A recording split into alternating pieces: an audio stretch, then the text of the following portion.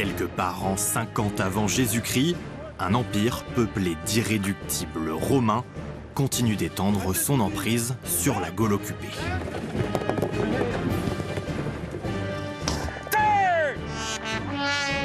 Ce matin, pour la cohorte de soldats, manœuvres en formation, sous les ordres du tribun, l'officier en charge des opérations.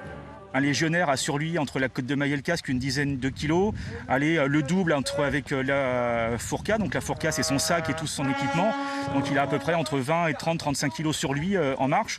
Ce sont des gens à l'époque qui pouvaient faire entre 40 et 50 km par jour. Un retour à l'époque de la guerre des Gaules, rendu possible par près de 80 passionnés venus de toute la France, en immersion totale sur le lieu même de la bataille d'Alésia.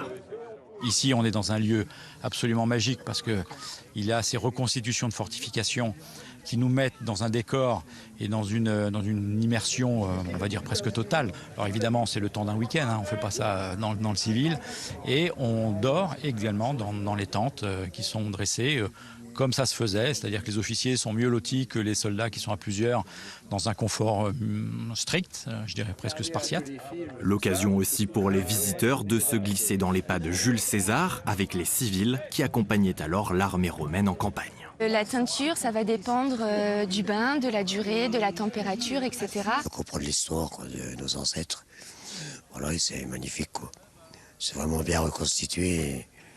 Ils jouent vraiment le jeu, quoi. C'est assez immersif, oui. Il y a des souvenirs d'enfance qui reviennent, des illustrations qu'on a pu voir. Et puis un petit peu aussi du Derzo qui revient avec les Astérix et les Romains. Pas de Gaulois ici, mais un camp bien romain, plus vrai que nature, même sans potion magique. Comme quoi, ils sont vraiment fous, ces Romains.